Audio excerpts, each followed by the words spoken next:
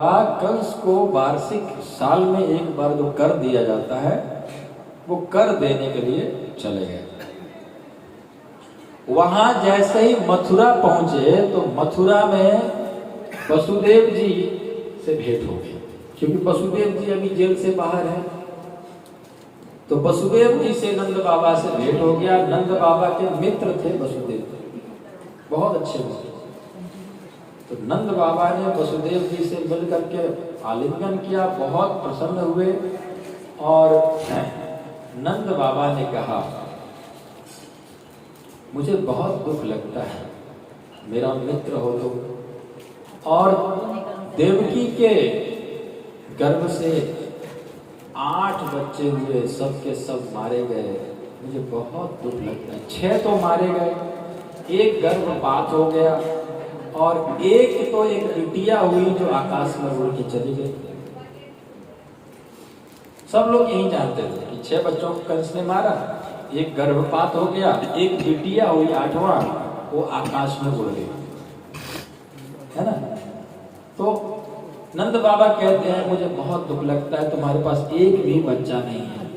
लेकिन ठाकुर जी की कृपा से मेरे तो 2 बच्चे हैं, है ना। मेरे कृष्ण कन्हैया एक मेरे बच्चा है।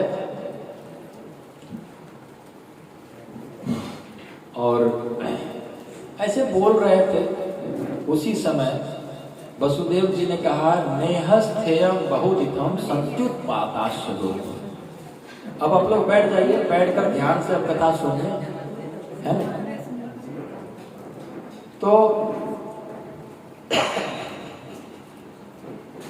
क्या बोल रहा था? हाँ, नेहस्थेयम बहुदितम संत्युत्पाताश्च लोक। हे नंद बाबा, वसुदेव जी ने कहा, बाबा आप जल्दी से जल्दी आप यहां से जाओ, गोकुल चले जाओ, मथुरा में और ज्यादा देर मत रुको, क्योंकि मेरा मन कह रहा है गोकुल में कोई बहुत बड़ा उत्पात मचने वाला है। इतना बोलते ही नंद बाबा का धड़कन तेज हो गया, मेरा लल्ला को कुछ ना हो जाए। वसुदेव अगर कुछ बोल रहे हैं तो जरूर होने वाला है। वसुदेव कभी झूठ नहीं बोलते हैं, इनका मन यदि ये बोल रहे हैं तो जरूर कुछ होने वाला है। तुरंत बैलगाड़ी तैयार किए और बैठ गए, चल दिए फटाफट।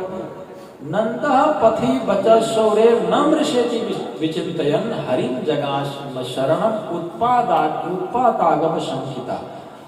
उत्पात जरूर होगा, क्योंकि वसुदेव जी ने बोला है, ऐसे सोच करके।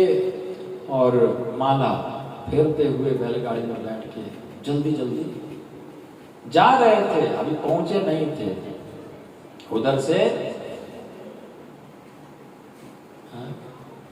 कंसेन प्रहिता घोरा पूतना बाल घातिनी शिशुंश्चकार निघ्नन्ति पुरग्राम प्रजादिषु। पूतना बहुत सुंदर रूप बना करके और ब्रज में आ गई।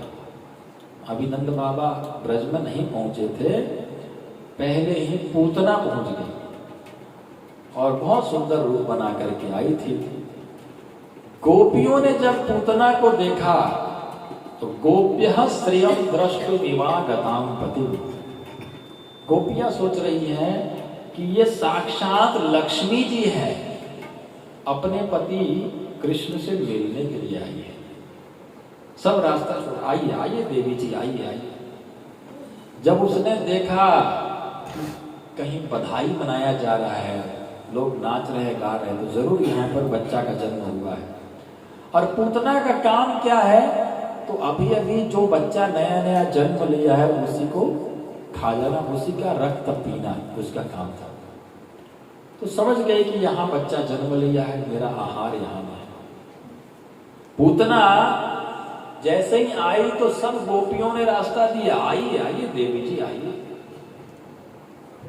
और जब अंदर गई और जैसे ही भगवान ने देखा पूतना को, तो विबुध्यताम बालक मालिकाग्रहम्, विबुध्यताम बालक मालिकाग्रहम् तुरंत आंख बंद कर लिए भगवान। और आंख क्यों बंद कर लिए, इस पर बहुत सारे भक्तों ने अपना अपना मत रखा है। एक भक्त कहता है भगवान ने इसलिए आंख बंद कर लिया क्योंकि सूर्य चंद्र जो है भगवान की आंखें हैं, भगवान की आंखें सूर्य चंद्र है। तो सूर्य चंद्र ने कहा कि आप मार करके ये ऊपर भेजते हैं, किसी न किसी अच्छे लोक में भेजते हैं, तो हमारे लोक में तो बिल्कुल नहीं भेजना प्रभु, इसलिए दोनों आंखें बंद कर सूर्य चंद्र ने। एक भक्त कहता है इसलिए आंखें बंद कर लिए क्योंकि भगवान ने सोचा कि मैं इस संसार में आया हूं सबसे पहले दुष्टों को संहार करने, और सबसे पहले मेरे को स्त्री से शुरू करना पड़ेगा मारना, तो ये ठीक नहीं है ना। तो इसलिए आंख बंद कर ली।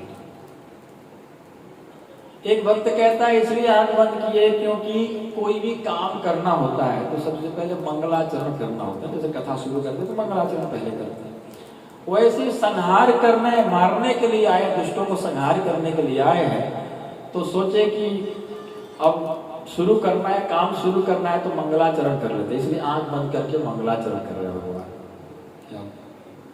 एक भक्त कहता है इसलिए भगवान ने आंख बंद कर लिए क्योंकि भगवान ने सोचा कि मैं तो यहाँ ब्रज में आया हूँ, माखन मिश्री दूध दही खाने के लिए आया हूँ, ये विष पिलाने आ रही है, तो विष तो मैं पीऊंगा नहीं, है ना, इसलिए आंख बंद कर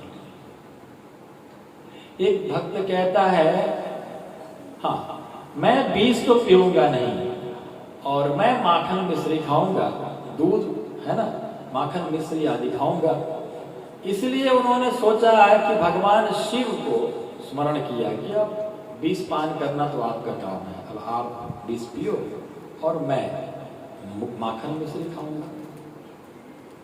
तो इसलिए भगवान शिव को स्मरण किया आंख बंद करके कि शिव जी आइए अब अपना विष पान करिए, आपका ही विष है।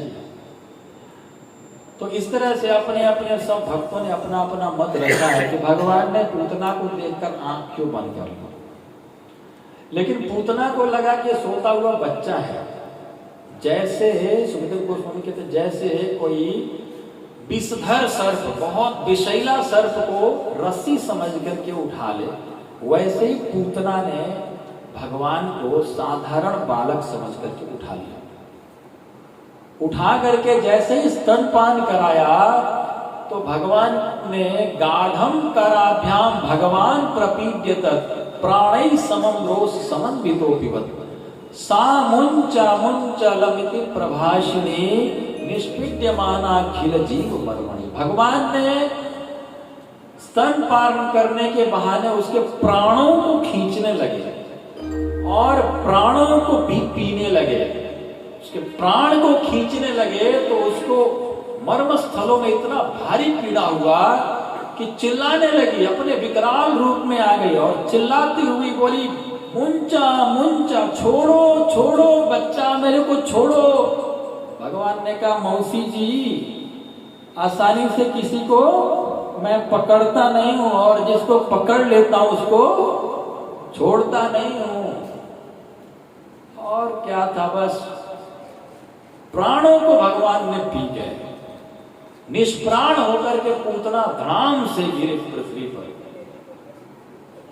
पतमानोपि तद्देह त्रिगव्युति तरद्रुमान चूर्णया मास राजेंद्र महदासी तदद्भुतम।